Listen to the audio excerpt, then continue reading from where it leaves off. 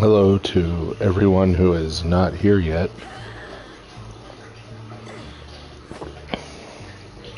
And or hello to the people who are watching the VOD later. Welcome to the first magisterial live stream for modernists in the year of our Lord 2026.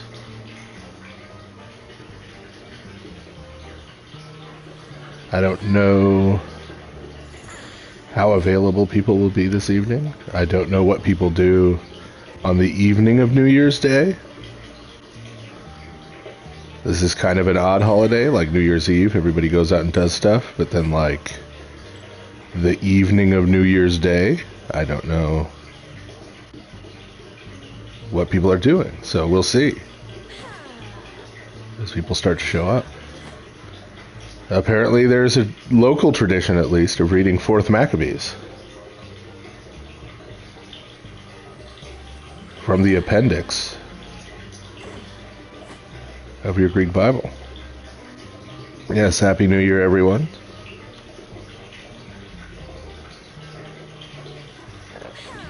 I've seen comments from 3 people, but now I've just been told there's only 1 watching, so did you leave so quickly? Or is this a little bugged? I don't know. Maybe some people just popped in to say Happy New Year. Maybe everyone got commercialed.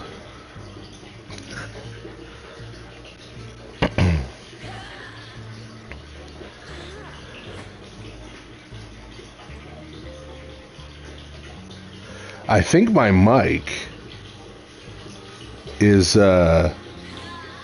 picking up our aquarium sounds.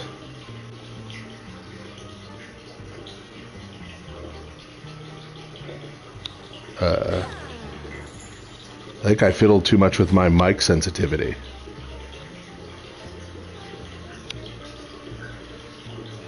So, I don't know.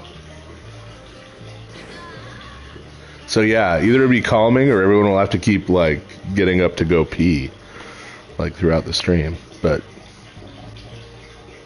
yeah, it's just a mellow.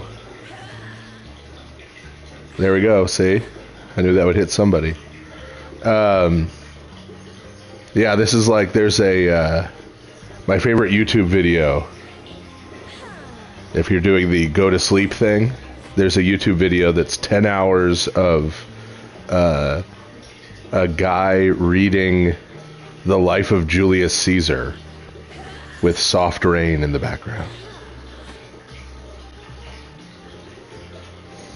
So that's a thing that's out there to help you fall asleep.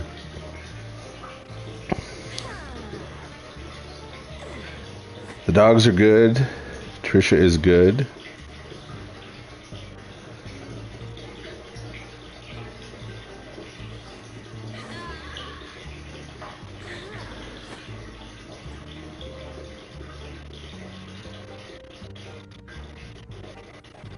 So that got cut off. The question about bread and circuses got cut off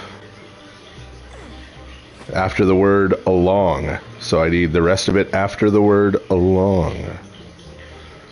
Bread and circuses is, of course, one of the Star Trek episodes that represents Christ, or references Christ, but seems to reference Christ in the sense that, like, there will be another Jesus on another alternate planet.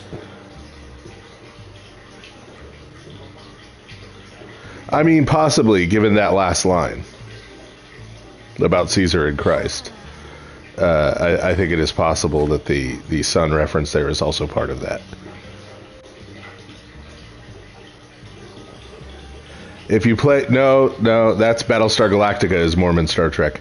Star Trek, the original series... even though Gene Roddenberry was most definitely not one, there's all this Christian stuff woven in, like in Who Mourns for Adonais, where they meet Apollo and he says he's a god.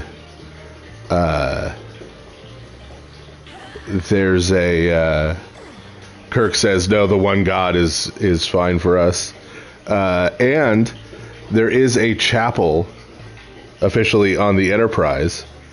The only time it is seen in the original series, it's in the series Bible, but the only time it's seen in the original series is in why is the name of the episode escaping me? The one with Mark Leonard in it playing the Romulan commander before he played Sarek.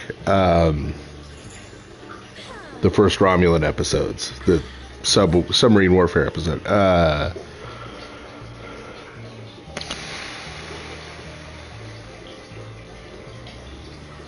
It's been a long day.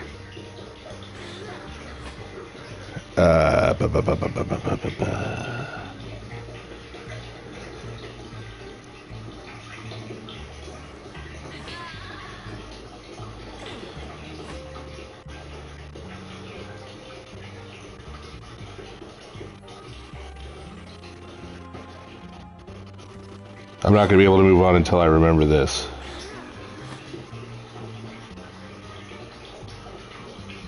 Balance of Terror. Balance of Terror, I got it. They even referenced it in the season finale of Strange New Worlds.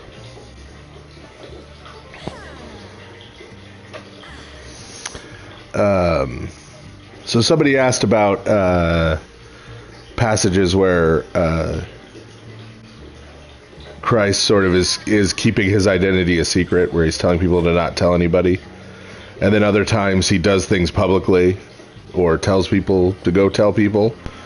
If you track through the gospel narratives, that's especially a theme in the synoptics, and especially in St. Mark's gospel, even more than the other two synoptics.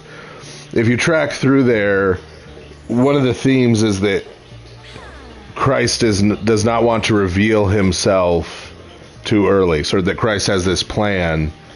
He knows that when he reveals himself, he's going to end up going to the cross. And so he sort of does certain things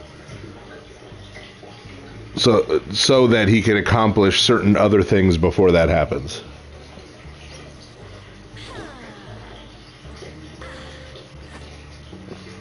Have I ever been asked to review a?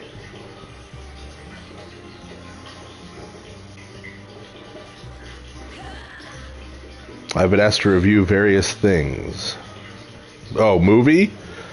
No.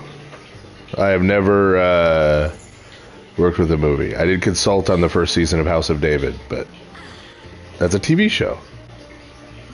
I was basically consulting on the scripts.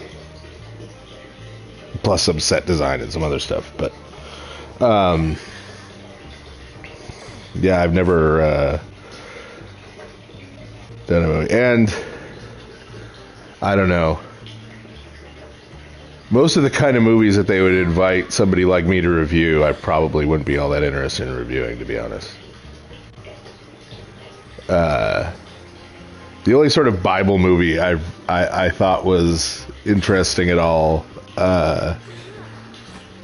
is a movie called Risen, and that was just because they got a lot of stuff about the Roman Empire right, and Roman paganism right. Not so much that they got the Christian parts right. Like, there's parts where you could very much tell this is being done by evangelicals, but they tried to get at least the Roman context of Roman Judea. They tried to get that context right, and they did a pretty good job of that on the whole.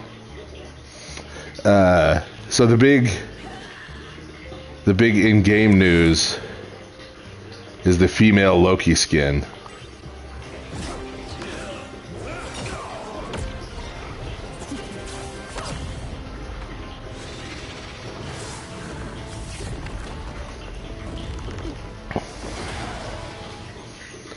Which I imagine some people will think is controversial. They got a different female voice actor to do all the Loki voice lines for it.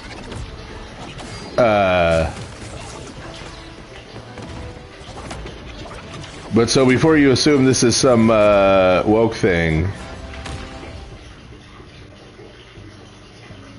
no, surprisingly enough, Assassin 33 AD did not ask me to review it. I don't know if I could have made it through watching the movie to do a review.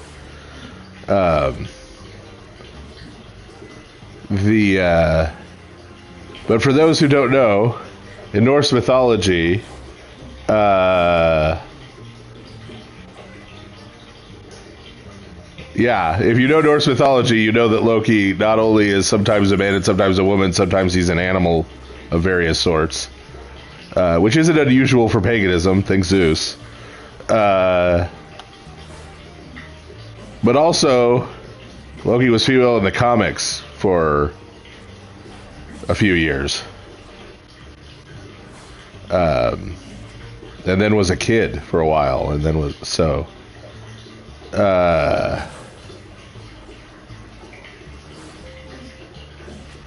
yeah.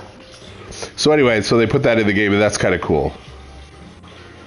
But all of these people are like, oh, now they can put in, like, female Daredevil and female this and that. And people are like, well, no, those are different characters. Like, female Loki is just Loki but female, because the character is a god of, like, chaos and mischief. So, like, that's kind of the deal. And then they also put in this Human Torch skin, which is like, I guess he's Gambit now. I don't know exactly what's going on here with the Human Torch being Gambit now, but okay, I guess.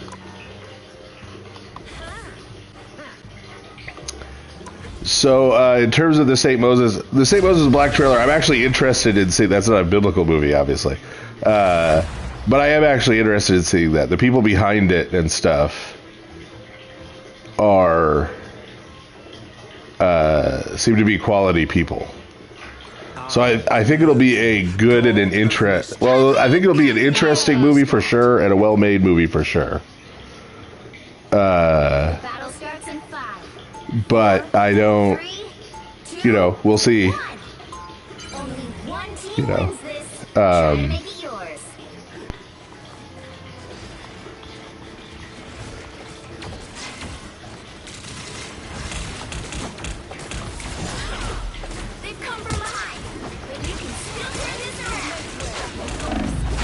so the icon on the front of the St. Paul book is from the hand of Shane Swenson.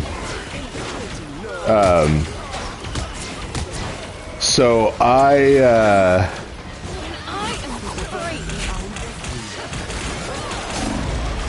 saw that icon of his. He posted it on some of his social media, and I saw it, and I was just really struck by that icon of St. Paul. And I got in touch with him directly, and as it turned out, he liked my other books, so he was more than happy to let us use it for the cover. So I did like the Man of God movie. That's one of the reasons why I'm sort of expecting good things for the Moses Black episode.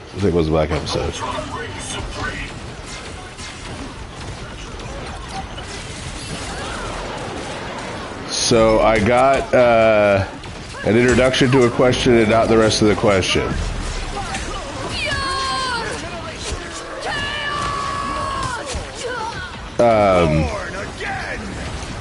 And that was the question about the Apostolic Succession episode.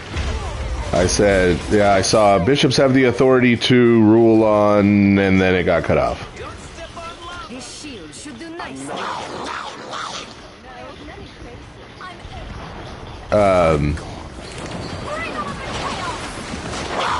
So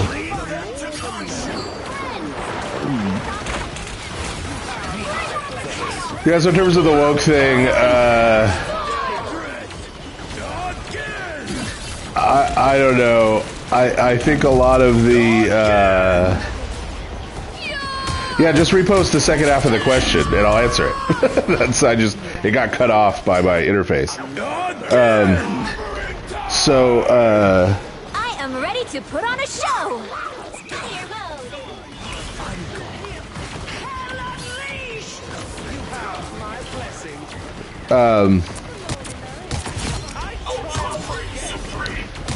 So I'll do that and then come back to the woke thing. So yeah, in the event that somebody, some bishop, some rogue bishop, tried to ordain a woman to the priesthood,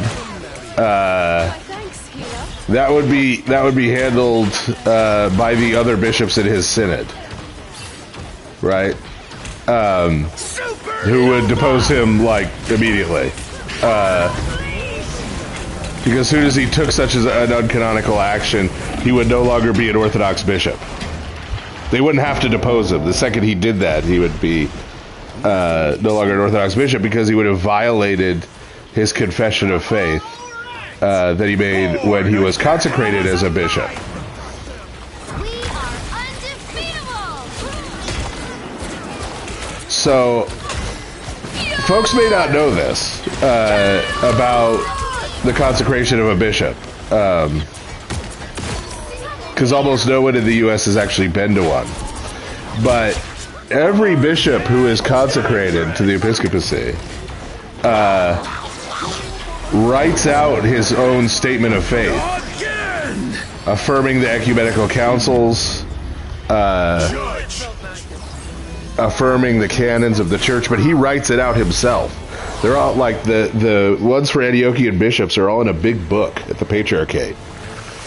So in theory, if you could get a hold of the book and you could read Arabic, you could read like all of the Antiochian bishops in the U.S., you could read their statements of faith that they wrote out. And that is then accepted and approved by the other bishops. And so if you ever violate that, you are no longer a bishop. And so failing to uphold the canons makes you no longer a bishop. And so you get formally deposed, right, at some point, but, right, so the, that's what happens. And it wouldn't be an issue for your layperson, because let me tell you, this is an absolutely true story. This happened in the mid-2000s in Russia. There was a church in a town where a Russian priest did a same-sex marriage. He did an Orthodox marriage for two men. And he was deposed by his bishop the next day. And they said, doing this has desecrated the church. So they bulldozed the church and then built a new one on top of it.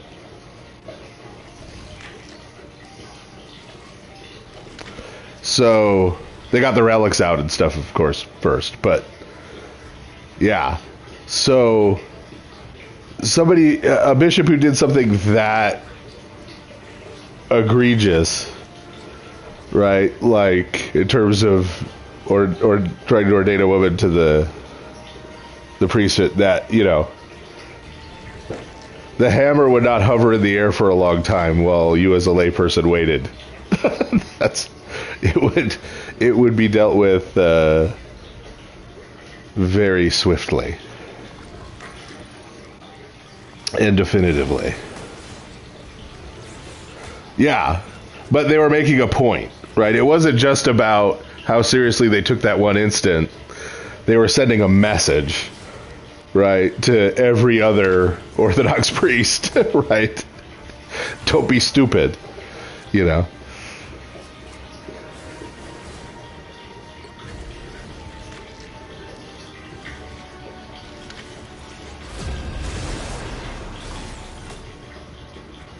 And yes, it does.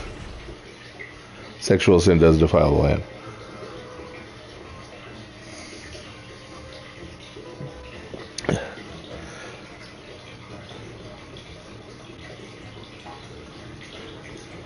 I am Loki. God. The battle starts in 5, 4, 3, 2, So 1. Only one team wins this. Try to make it yours. If you're married outside the church, as in you're not Orthodox and you get married, right? So someone which of course is very frequent, someone got married at some later point, they joined the Orthodox Church. maybe both spouses join the Orthodox Church. There is a service for blessing a marriage that can be done in the church.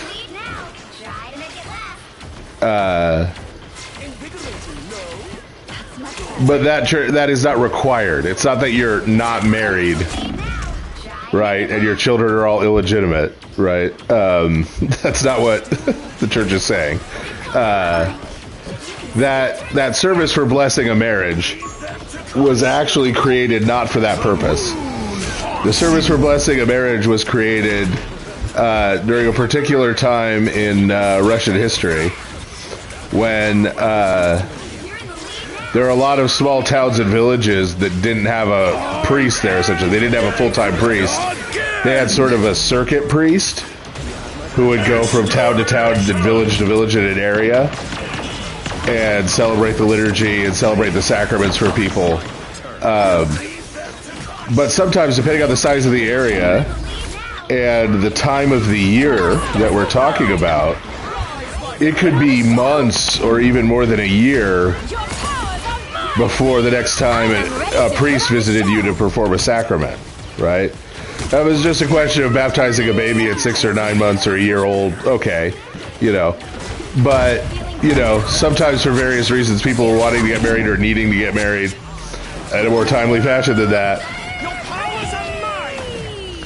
And so people would go and get, in such a situation, would go and get civilly married. And then they created the service of blessing a marriage so that then when the priest was able to come, he would do basically pray the main body of the sacramental prayers for the marriage service and bless the civil marriage once he arrived, right? And so they were legally married. They were considered married by the church. They were not living in sin or anything, right? But then when the priest came, he would pray those prayers and bless the marriage. And so in I think all of the jurisdictions in this country, if you were married before you became Orthodox, you can request that service.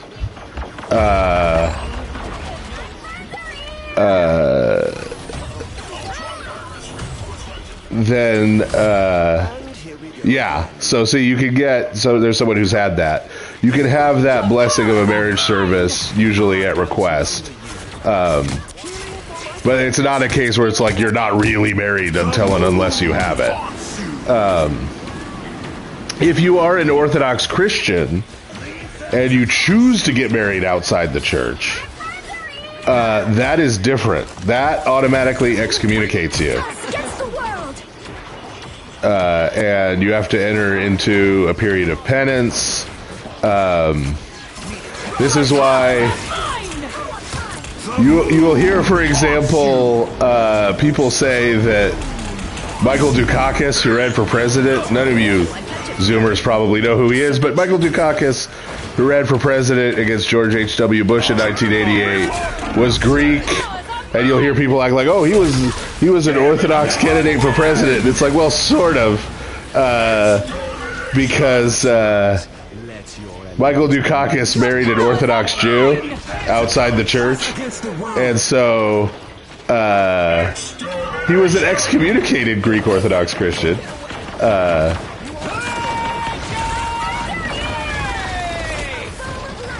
But that was because he got married outside the church, which he had to because he married someone who wasn't a Christian.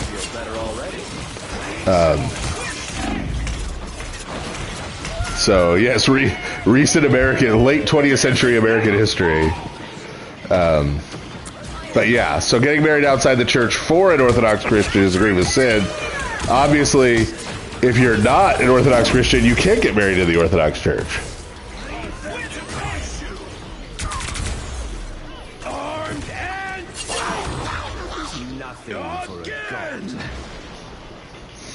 Yes, the Feast of the Circumcision of Christ. There's a lot of interesting stuff, and suggestive stuff, but not specific stuff, as you note in the Vespers and Orthros texts. So there's several things there. The epistle reading from Colossians is important. It's the reading where St. Paul says that we've all been circumcised with Christ's circumcision.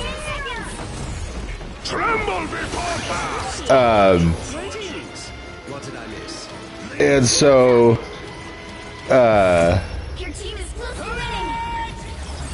certain epistle reader in my parish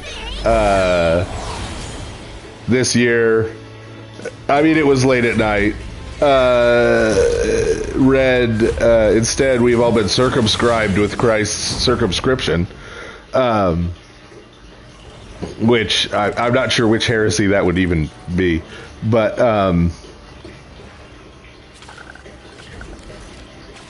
what St. Paul is getting at there is that circumcision and circumcision itself,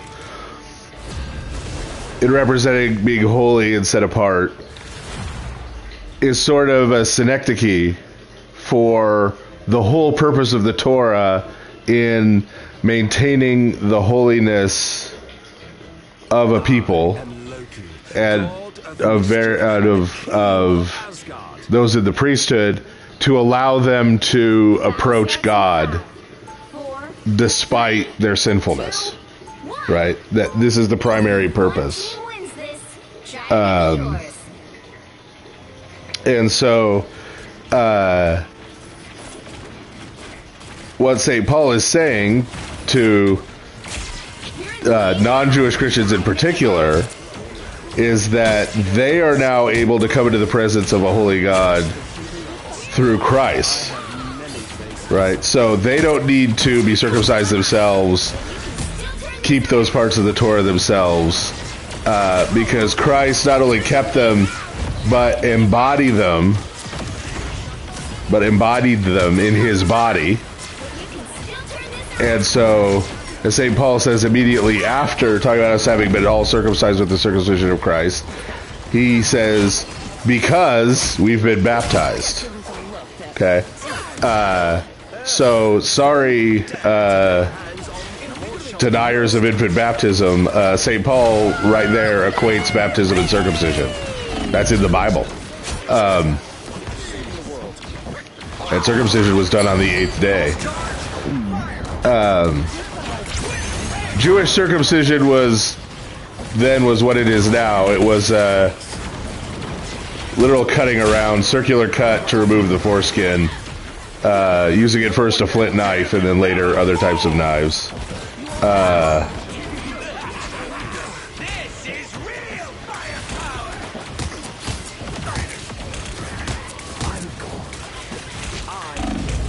So we do know that there was one united church in Rome, and not a separate Jewish and non-Jewish Christian jurisdictions in Rome. So to that extent, yeah, St. Paul's purpose in Romans was achieved.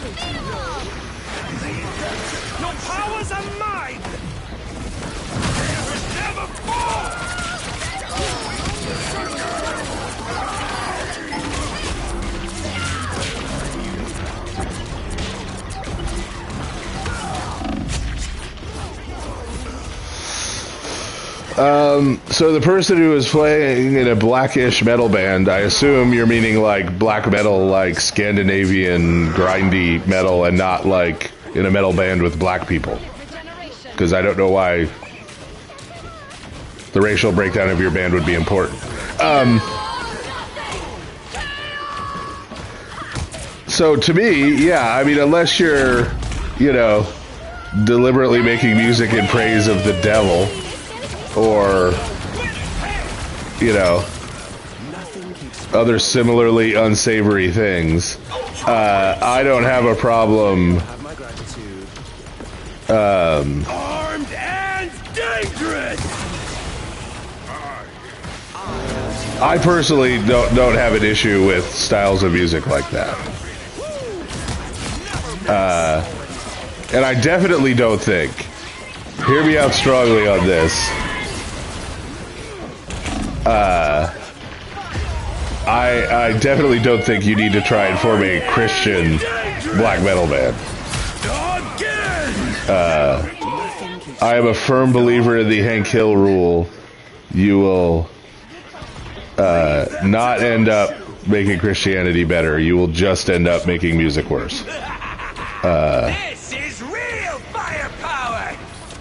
Yeah, like, I would have less problem with you playing it personally. If you were my spiritual child, I would have less problem with you playing in a non-satanic black metal band than I would you playing in a contemporary Christian metal band, because the latter is cringe.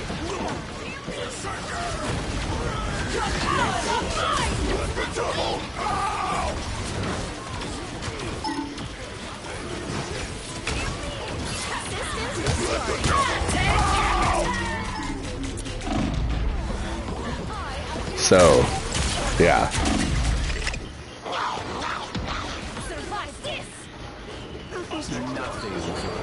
Yeah.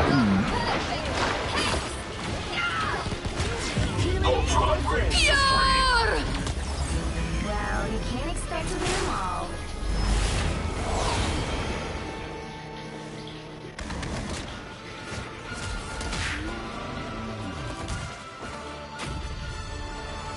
Well, musical tastes differ. I just, in general, yeah. Contemporary Christian music, yeah.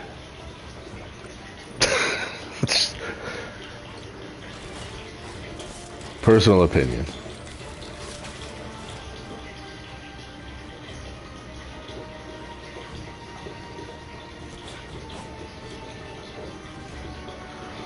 The Chinese food was good. Once again, for those who don't know, I have an annual tradition after liturgy on Christmas Day of going and eating a repast with the local Jewish community in Lafayette at the Chinese restaurant. And we didn't end up seeing a movie in the theater because my wife wasn't feeling great. So we rewatched Fantastic Four, which she hadn't seen yet. So I was rewatching it, but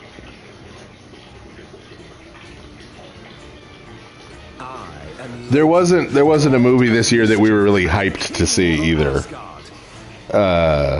Like last year we were hyped to see Nosferatu, but 3, 2, 1. Only one team wins this. Try to make it yours. so as always, for those of you who haven't hung around these streams, if I don't answer a question of yours, feel free to repost it. Sometimes I just miss them. No, I do not baptize dogs. Was that a spot check from the bishop? But you can still turn this around.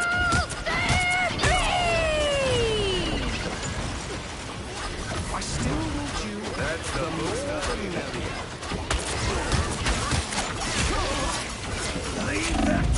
Well, so yes, nations in the way it's used in the Bible is not what we mean by nations today.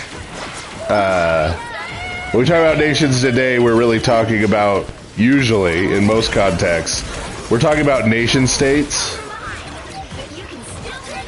right? We're talking about a particular form of government, which is a very modern form of government.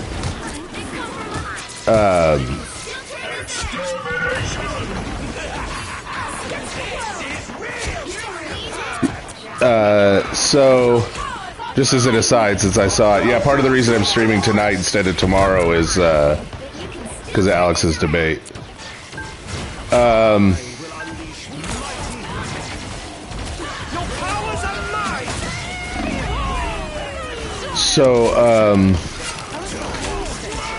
The Bible, the nations, whenever you see the nations, and every time you see the word Gentiles, you should read the nations, because that's what it actually says and means.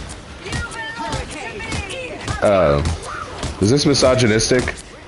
Shooting my female self in the back of the head? Behold the god of thunder!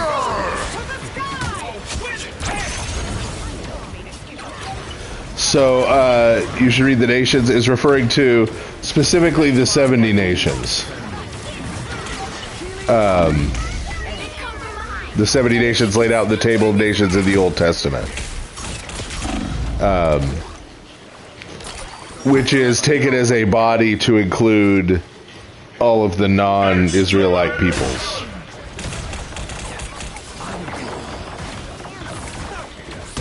Your powers are mine! It's party time!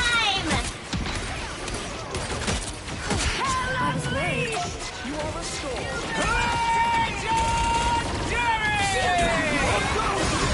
This is real firepower! 18v18 is just so great for all the, like, constant chaos.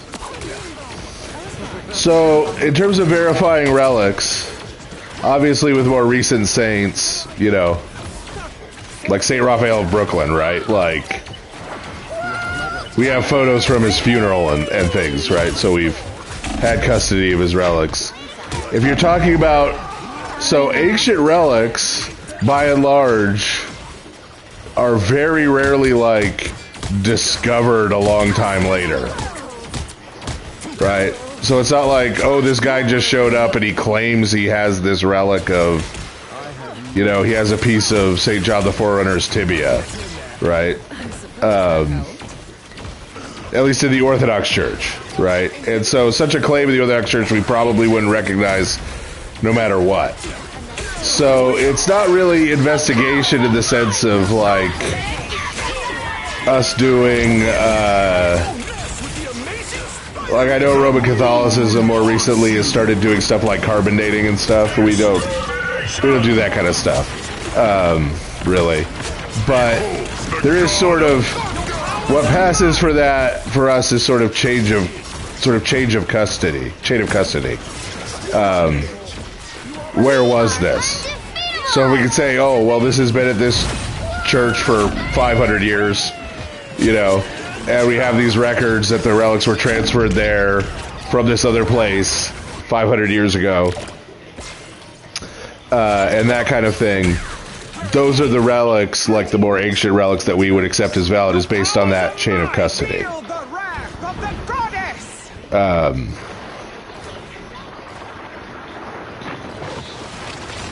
The moon haunts you!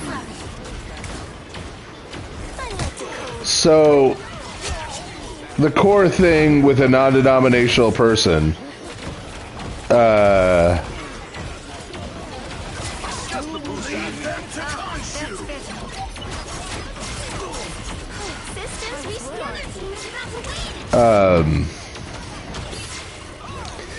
when you're talking to a non-denominational person, it's not so much a question of what their church can do, it's that they don't have a church.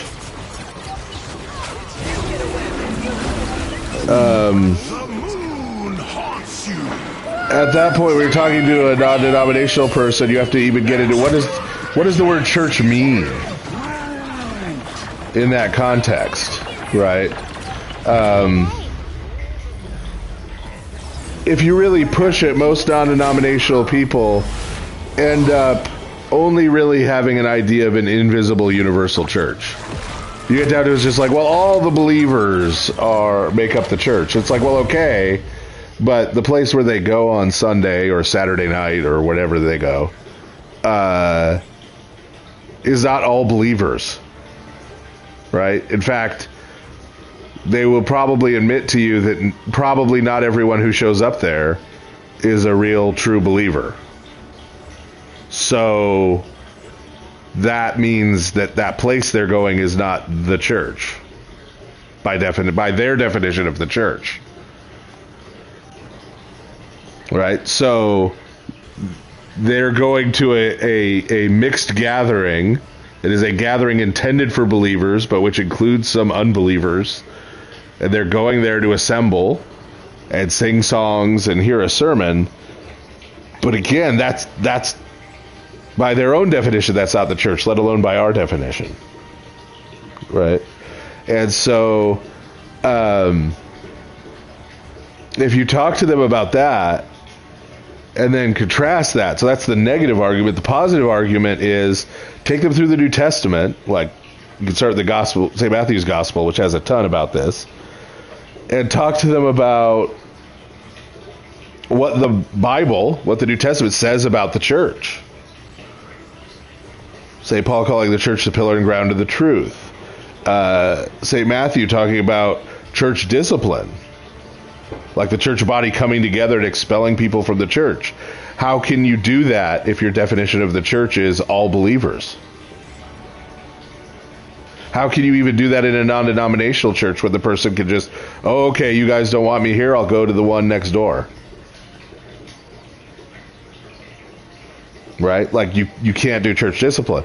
And the reason why that church discipline thing is very important is that if your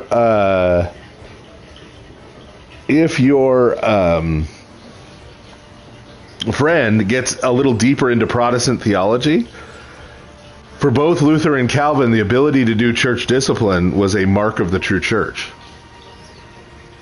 So they would say any church that can't perform church discipline is not a true church. That's from a Protestant perspective. So, yeah. So that doesn't really apply. Somebody asked how that applies to like Lutherans and Anglicans. It kind of applies to Anglicans because a lot of Anglicans, like your Episcopalians who you run into in the U.S., a lot of them, their working definition of the church is basically the same. It's this invisible thing that's all believers. And so Episcopalians are all over the map. But with Lutherans, you can't really get them on that. But so the problem with the church with Lutherans is the fact that there is a fundamental cognitive dissonance. Calvinists have this too in their ecclesiology, because they do not want to say that the Lutheran Church is the only true church. Okay, they do not want to say that. They want to say that at least other Reformation Protestant churches, like Calvinists, like Presbyterians or whatever, are also part of the true church, right? That those are true churches. They want to say that. But if you look at their marks of the true church and their definition of a true church, and you look at their actual praxis, it doesn't bear that out. Right? So what do I mean by that? So you'll be hard-pressed. If you ask Jordan Cooper, I guarantee you, right, he would tell you that, like, Gavin Ortland's church is a church, right? And that Gavin Ortland is part of the church, okay? But Jordan Cooper's Ecclesiology, as a Lutheran, says that Gavin Ortland's church is not a church because he's a Baptist. So, by Lutheran definition, a Baptist church is not a church, it is a sect. Okay? It is a sect, not a church. It's not even a false church. So Lutherans would say that the Roman Catholic Church is a false church, but at least it's a church. Baptists are worse than Roman Catholics from a Lutheran perspective. Okay? Yeah, he's not joined. Well, he did kind of join hands with Jimmy Akin, but typically he's joining hands with somebody like Gavin Ortland against the Roman Catholics. It's like, oh, we're Protestant friends, right? Jordan Cooper, if he's true to his Lutheranism, will not pray with a Calvinist. I mean, in a private setting, he will not pray with a Calvinist. Okay? He will not give the Eucharist to a Calvinist. He will not, right? Why? Because according to him, Calvinists, and Baptists for that matter, don't have the Eucharist. Because Lutherans believe in the real physical presence. Okay? So if you follow through on that, their ecclesiology and their praxis, Lutherans should say they're the only true church. But they don't. Right? So there's this cognitive dissonance in the way they operate between their ecclesiology on paper and how they function. And you could do that same trick with Calvinists too. Right? Like, good friend of my family, planted a conservative Presbyterian church in a town. And I asked him, so, wait, according to your definition of the true church in your ecclesiology, are none of the churches in that town true churches? Every church in that town is either a false church or a sect. And he was like, no, according to his ecclesiology, he was like, there are a couple churches that fell under the definition of true church. I said, so even though there are true churches there, you planted another one. Doesn't that make you a schismatic? And he had no answer for me. So, but he's a Calvinist. This is the nice thing about Calvinists. You can be just totally blunt and honest with your Calvinist friends because they can take a punch, so you can go at it and debate. But right, there's this cognitive dissonance in ecclesiology with Lutherans and Calvinists, and probably like the more serious Anglicans that you can go after in such a discussion.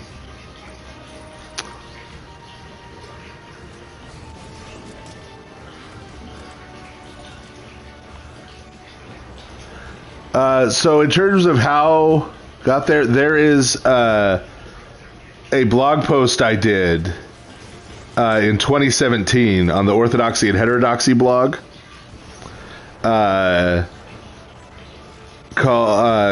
subtitle is How Protestant Ecclesiology Got Here. It was for the 500th anniversary of I know it was 2017 because it was the 500th anniversary of the Reformation. And in that, there it is. And so if you read that blog post, I trace the sort of devolution of Protestant ecclesiology from what you find in the Reformers to what we've got today with American evangelicalism. So that is probably still my best answer to that question. And what was funny was when I defended my dissertation, because technically in your dissertation defense, my dissertation defense was before the whole faculty. They can ask you anything they want. And one of them was a member of the Church of Christ. Yes, my PhD dissertation, yes. And one of them was a member of the Church of Christ for whom that blog post still stung a little. And he brought up the blog article and went at it with me a little bit about it during my doctoral dissertation defense. So that was fun.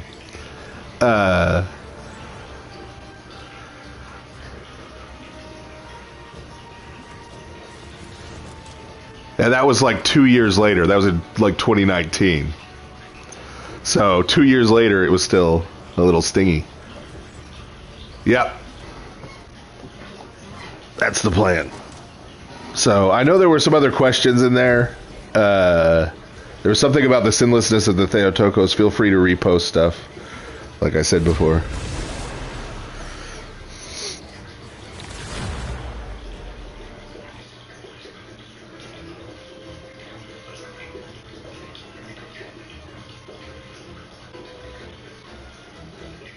So when that article for Jonathan Pajot Genesis will actually see print, I do not know. You will need to ask the Pajovians. There was a whole behind-the-scenes thing that stopped that from being published originally, but I keep getting told that it's coming soon.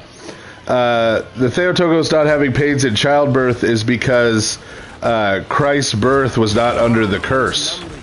Remember, pains in childbirth were part of the curse received by Eve at the expulsion from paradise. And so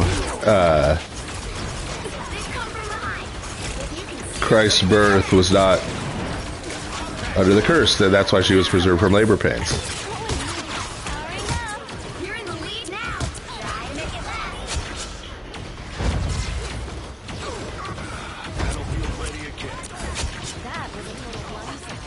I haven't, my thoughts on the Trail of Blood is basically, cool story, bro. Like, I'm not a big fan of Roman Catholicism, but I'd rather be associated with Roman Catholics than Montanists. So, yeah, that's my thoughts on the Trail of Blood.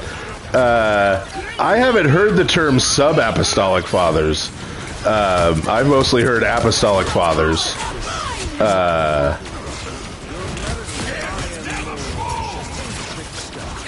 And that they were, and the apostolic fathers title,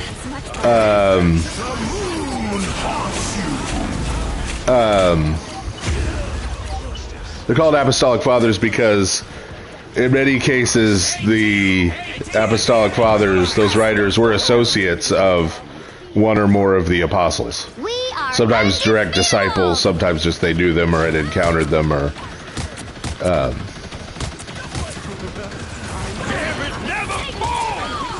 well, so the question you have to ask about Revelation chapter 12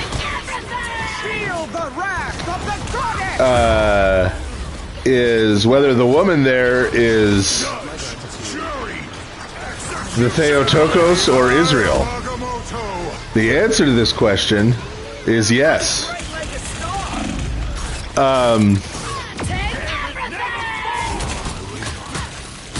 Because the Theotokos is the culmination of the line of Israel, of course, that leads to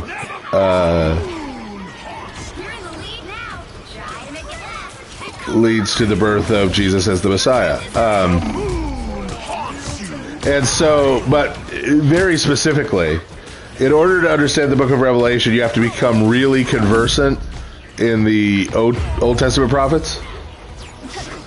And so the period leading up to Christ's birth, the period of exile with Antiochus Epiphanes, the Maccabean revolt, the Romans, all of that was referred to by the prophets in advance as the Great Tribulation. These are all those passages that dispensationalists get wrong and try to push into the future. And one of the very common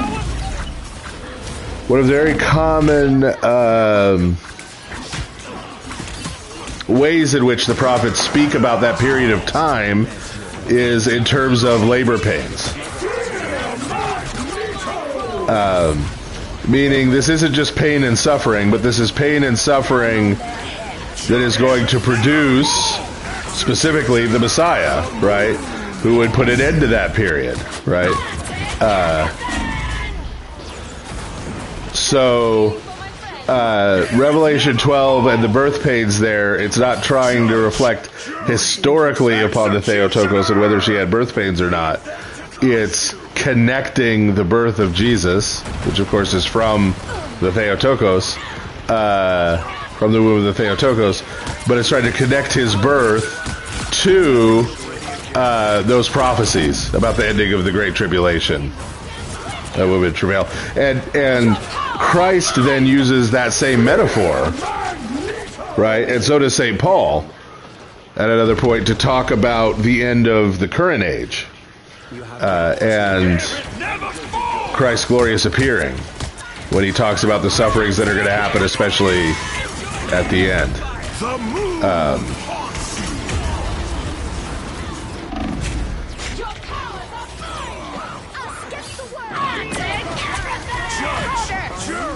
So once again, I know there were a couple more questions in there, but Problem is, folks can literally ask questions faster than I can answer them. It's not even that hard to do that because I'm long-winded and I ramble.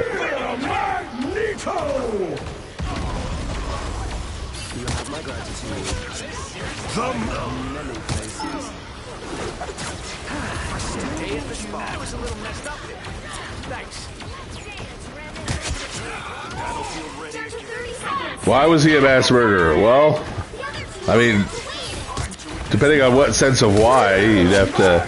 I mean, why would I identify him as a mass murderer? Because he called for things like the burning of synagogues,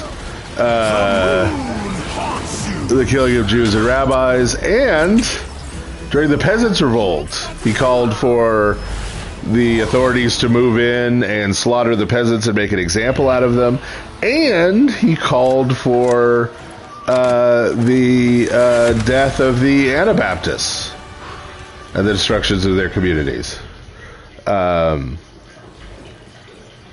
So, yeah, he called for the state to do a lot of killing. And the reason Luther did that is in order to survive what he did vis-a-vis the Catholic Church, he got in bed with local princes to save his life, basically, to protect him from papal forces that wanted to execute him.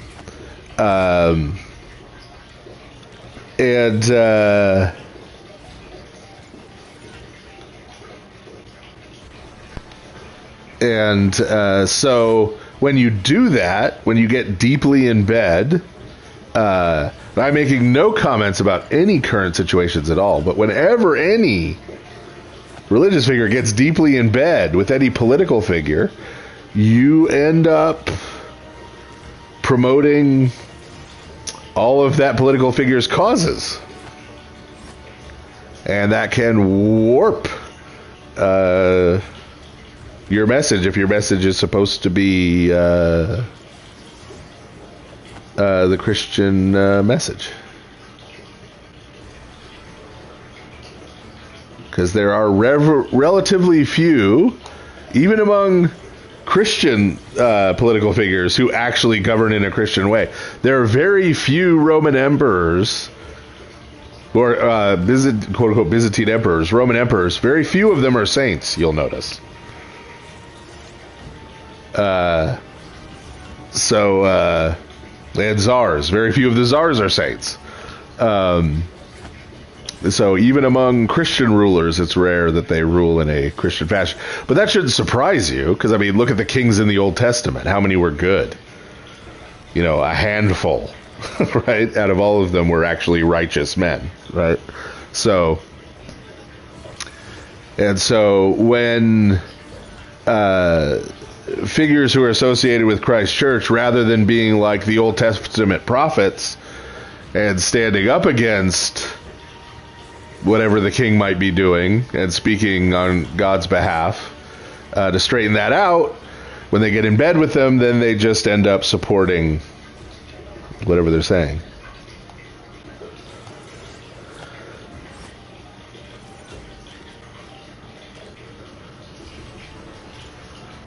Yeah, so there are a number of czars, for example, with the great after their name, who the church does, in the eyes of the church, weren't so great.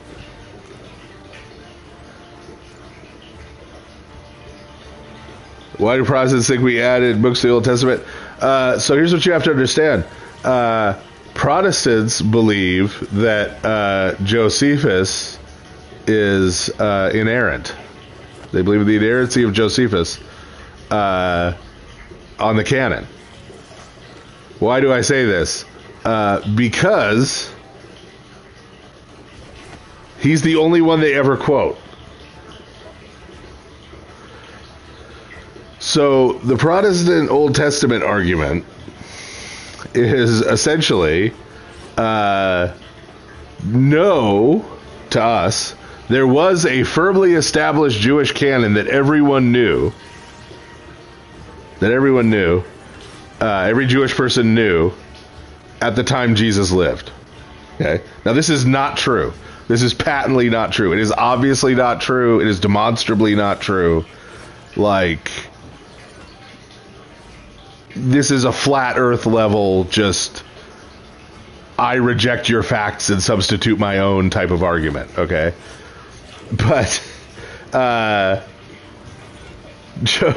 but they pull out this one quote from Josephus, where Josephus says that, now the canon that Protestants use is the canon that the Pharisees used, mostly. Even that wasn't set in stone at the time Jesus lived. There were still people within Pharisaism arguing about the book of Esther and the book of Ecclesiastes in the 1st century AD. But Josephus had those two. So, but Josephus is a Pharisee. He accepts the Pharisaic canon. And Josephus writes that those books and only those books are scripture, and that every Jew knew this, not agreed to it, knew this from their mother's womb, and that no other book had ever been accorded the status of scripture by the Jewish people anywhere in the world, right? That's why I say this is demonstrably false, right?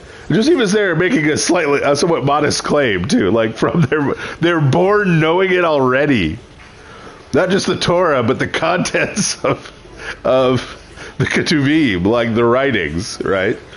So he literally had other Pharisees disagreeing with him about Ecclesiastes, but he's saying, oh, no, every Jewish baby, if they could speak, would tell you that Ecclesiastes is canonical, right? So, nonetheless, so a lot of times, because of how embarrassing that quote is, and how just obviously ridiculous and hyperbolic that quote is, they won't actually give you the quote. They'll either give you part of the quote and then a ... or they'll just say something like, well, so Josephus says that this was established at that time, right? Josephus just says this was established at the time. And then you get other Protestant folks who will say, these are the books that were laid up at the temple. What does that mean? These are the books that were laid up at the temple. Where?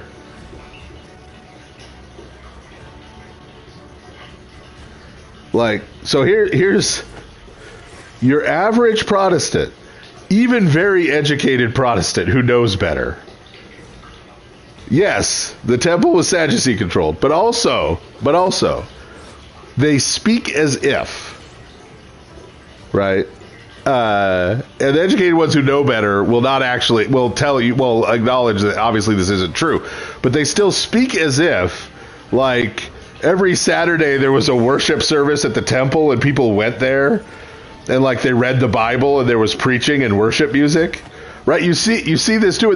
Oh, look, musical instruments were used in temple worship.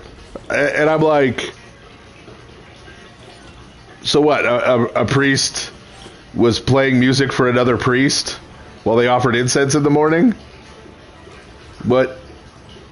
Like they talk like they were having public services, like they were having liturgies. That's not how worship worked in the Old Testament. Only the priests went in. Like you walked up to the gate and like gave them your goat and went away for a while and came back and got some of the meat to take home and you and your family ate it. That was temple worship for the average Jewish person. There wasn't the reading of scripture and preaching. That's the synagogue, man.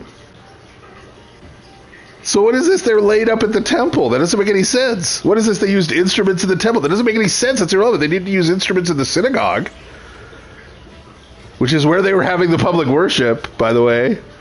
That's where everyone was going to actually worship. It's insane. But, so, it's just, I don't understand people with PhDs saying those things. I'm just like, you know better than this. Why are you saying this? And so then all the people out there who don't know any better, the Protestants just parrot it and don't realize how dumb they sound because they've been led astray by these people. So those are their only two arguments for that canon. The historical reality is that different churches in different parts of the world had vaguely different, they're not radically different, but somewhat different Old Testament canons, specifically in the Ketuvim, the writings. So there's three parts: the law, the prophets, the writings. Everybody's got the same Torah. Everybody's got the same prophets. It's the writings. Okay? Because that was not set in stone. There are different Jewish groups at the 1st century AD had larger or smaller bodies of the writings. Even the Pharisees, as I was just saying, were arguing about a couple of books. And most of the Pharisees agreed at that time.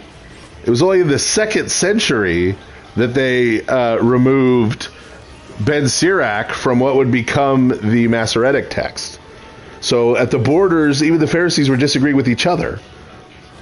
Nonetheless, the local churches, because Christianity comes out of Judaism, it is a Jewish movement, they accepted whatever the local Jewish canon was as their Old Testament.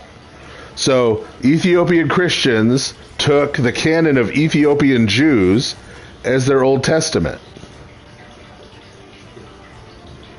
Right? Alexandrian Christians took the canon of Alexandrian Jews and made it their Old Testament. Okay? And so in the West, you have two different canons because there's two different parts of the Western Church pre-Islam. There's Latin North Africa, which is the western part of North Africa under the metropolis of Carthage. And there is Western Europe, Latin-speaking Western Europe. Latin-speaking Western Europe, by and large, adopted Josephus' canon, the Pharisaic canon. That's a position St. Jerome took.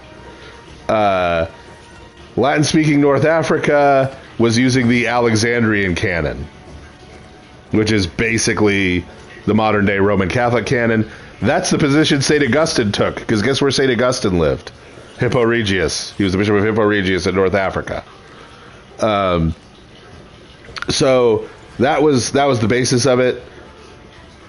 Throughout the West's separate history post-schism, there were debates about which of those two was the real canon, and then the Reformation happened. The Protestant reformers took one position. Roman Catholic Church took the opposite position. And now we're here. So yes, the Roman Catholics accused the Protestants of removing books from the Old Testament. The Protestants accused the Roman Catholics of adding books to the Old Testament. And most Protestants think Orthodox people are just weird bearded Catholics. So there's the short version of that. Christ at 12 years old, the gospel reading we just had, for the circumcision of Christ, if you're on the revised Julian calendar as I am.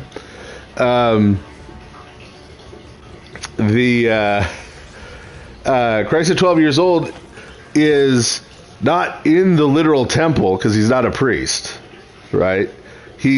So Herod's temple was this giant temple complex.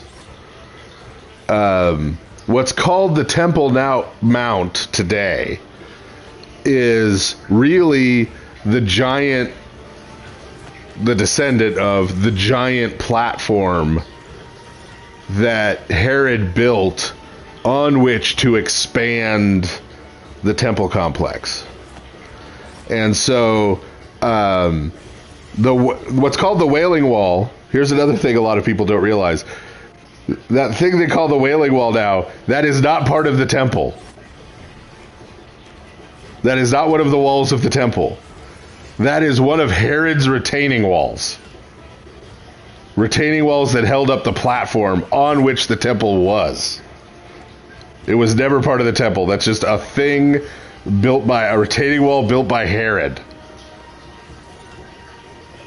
So, you know, it's kind of funny that, you know, Jews in the first century AD didn't think stuff Herod built was very holy. We'll put it that way.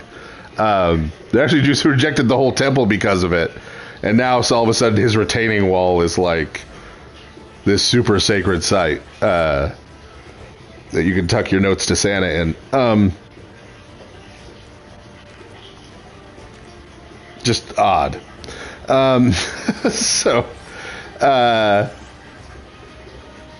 But within that complex, and so you see things, for example, referred to in the New Testament in Herod's temple that didn't exist, right? That didn't exist in when you read about Solomon's temple or you read about the tabernacle, like the court of women or the court of Gentiles, right? You're like, wait, what? Right? Like, so if you've heard me talk about the construction of the tabernacle or the temple at all in my Old Testament Bible studies, I talk about there being sort of concentric circles of holiness, right? And so what Herod's temple essentially added were some extra circles, right? So you have the outside of the temple proper, right? And then he puts a wall, so there's a court around that, which is the area into which the male heads of household can go to bring animals to communicate with the priests, right? And then there is a court outside of that is the court of women, which is as far in as women can go. And then there's a court of Gentiles outside of that, which is where not as far as close as non-Jewish people can get, right, who just happen to be in Jerusalem. And so each of those courts sort of starts to attract people who are in Jerusalem, right? And so if you have the court of men that's just outside the temple, this would be a place where religious scholars like the Pharisees, scribal students, and other people would come, right? Sometimes because they were bringing sacrifices and things.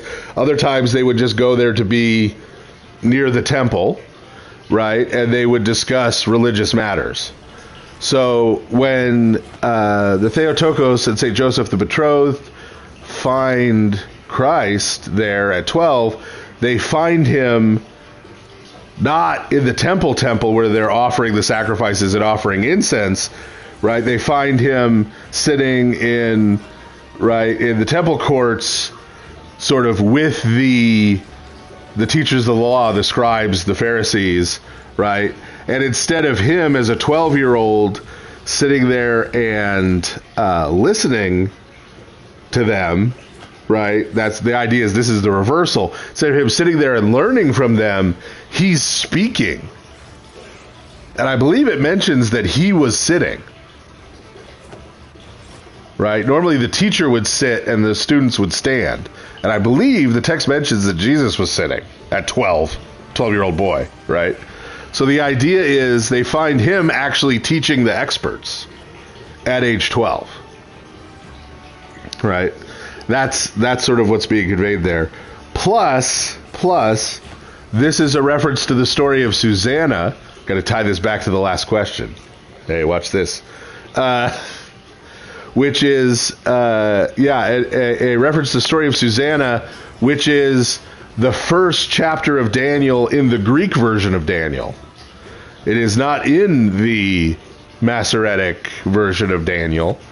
Only in the Greek versions is that story, which is being referenced there. And in that, Daniel, as a very young man, has to sort of rescue this woman from what she's being subjected to by older men who are the religious authorities,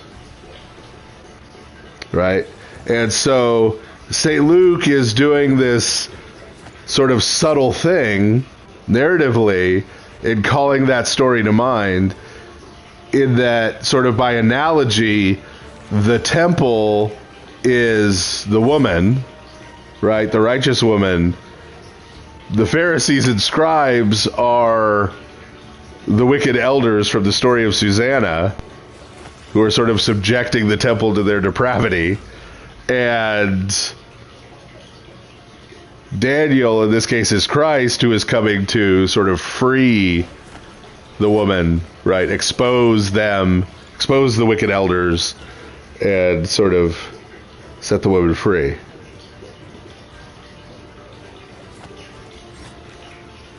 So all of the Orthodox seminaries have degrees other than MDivs. So there are people who go and get MAs, right, in religious studies or in theology and that kind of thing. We don't have a ton of, if you mean Bible school in the sense of like a Bible college, there aren't a ton of Orthodox colleges in this country. There's a couple. And they just offer general degrees in general things. So, yeah, so lots of other people go besides people who are going to be priests.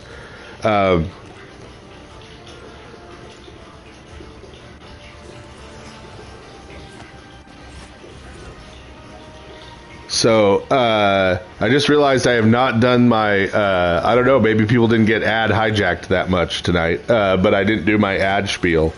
So I will do the ad spiel. If you have been bothered by ads during this stream at all, I do not ask you for your money. But if you have Amazon Prime already and you're giving Jeff Bezos your money, you get a free Twitch subscription every month. And if you use that Twitch subscription, that free one that you get from having Amazon Prime on this channel, you will not be bothered by those ads. It will be ad-free. And some of that, a little bit of that money that you're giving to Bezos will go to me instead. I will use it for something better. I promise. I don't know what, but it'll be better than whatever Bezos would use it for. Yes. And I'm not getting rich here. I'm not asking for people's money, but, you know, I'm set to make tens of dollars a year off of this channel from those Bezos bucks. But he doesn't need it, and you don't need to watch ads. So that's the spiel. So I will still take the last few questions, but this is going to be the last game. And if you've watched this channel before, you know what that means. The first character I see in chat, I will play in this last game.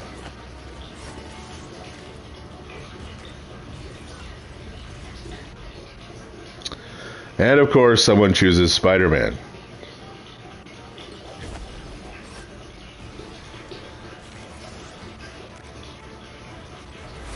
There is not a Herod, I don't think, in Marvel Comics. There's an Ahab. And a Nimrod.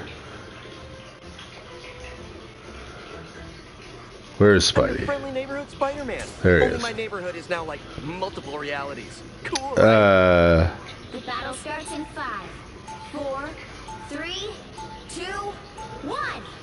Only one team wins this. Try to make it yours.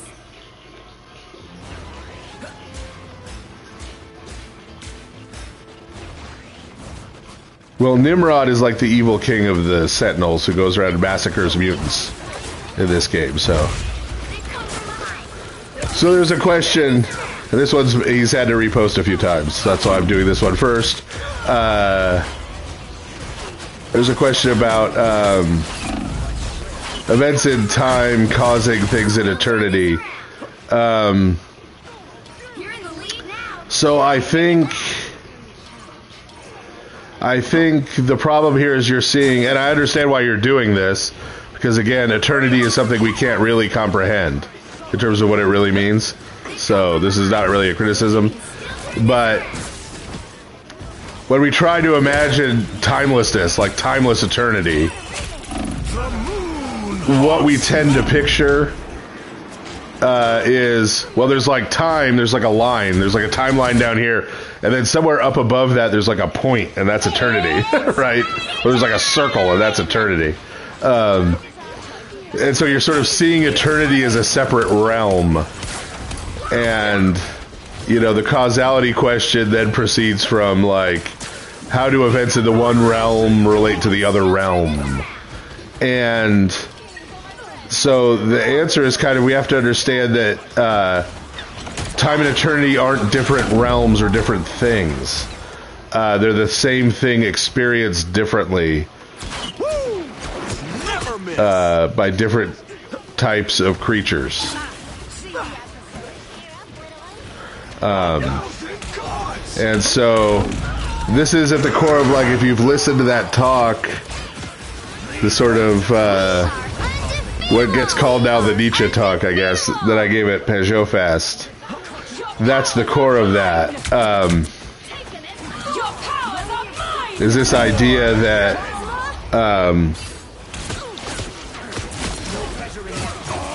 our eternal life isn't something other than this life. The life of the world to come isn't something other than this life. It is this life, but experienced in a different way. Because we have become a different type of being. Still a created being. But a different type of being.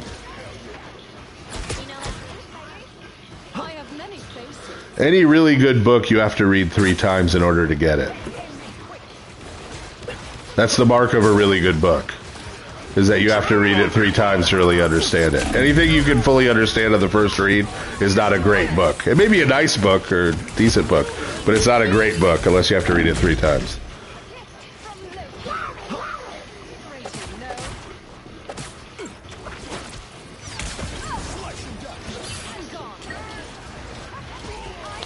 So for those of you who haven't seen this before, this is why they always pick Spider-Man. Because I am terrible with Spider-Man.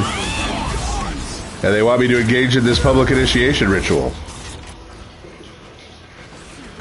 of humiliation.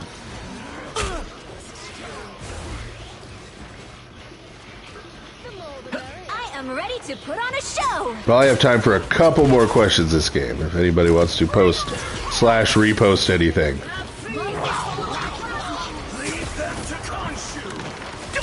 With the amazing Spider-Man! Oh yeah, 1 kill.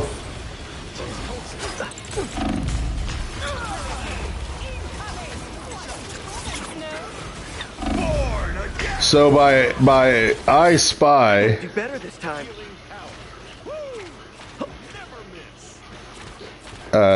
So I Spy. I assume you mean the, like, kids book where you find the things, and not the TV show with Bill Cosby and the late great Robert Culp. Robert Culp, highly underrated actor, greatest American hero, a classic.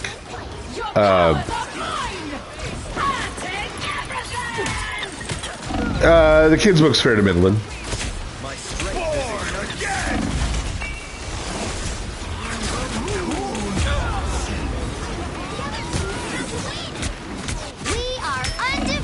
So, the idea of imputation, the imputation of sin, is not an Orthodox idea. So, if you hear anybody talking about the imputation of sin, our sin to Christ, or the imputation of Christ's righteousness to us, your antennae should go up immediately, because the person talking to you is a Protestant. They may not admit they're a Protestant. They may be hiding the fact that they're a Protestant, but they are a Protestant. Because that is the fundamental basis of Protestantism, is the idea of imputation. But what imputation means is that a legal accounting is made. So when they say sin is imputed to Christ, a Protestant means that God, presumably the Father, they never say, they just say God,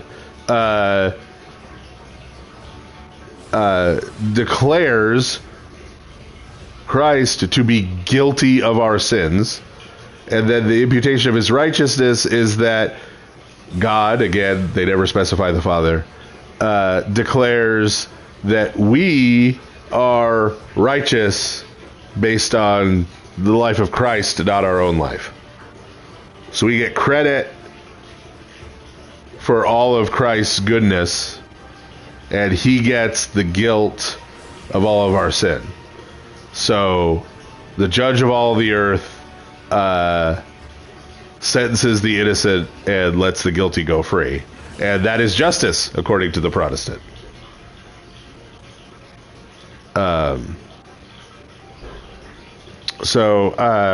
In terms of soil being deposited, you have to remember that soil is being deposited, but erosion is always happening as well. So the earth is not growing, it is merely changing form. Mutating, as it were.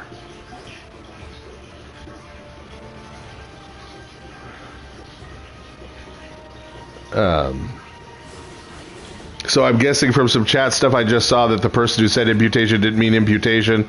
But this is important too, because you have these clowns on social media now, some of whom claim to be Orthodox, a couple of whom may actually be,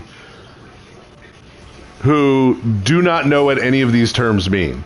They don't know Orthodox theology, they don't know Protestant theology, they don't know Roman Catholic theology, and so they just use all of these terms incorrectly and try to claim that generally what it boils down to is that they're trying to claim that the Orthodox Church teaches a bunch of Protestant doctrine because they don't know what words mean.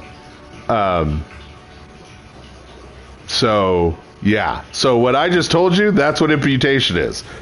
So if someone uses the word imputation, it doesn't mean that. They're either, number one, stupid, because they're using a word and they don't know what it means, and they haven't bothered to find out, or number two, they have some kind of agenda. Like, they know it doesn't mean that, and they're ecumenists, basically. They're trying to argue that we agree with Protestants about something that we don't agree with them about. Right? So, I don't know if it's better to be stupid or an ecumenist. One can certainly be both, porque no los dos. But both of those are bad things to be. So, don't be one of those. And don't listen to them. And don't follow them. Or sit in their seat. Or walk in their ways. Yeah. So anyway, this brings tonight's stream to an end.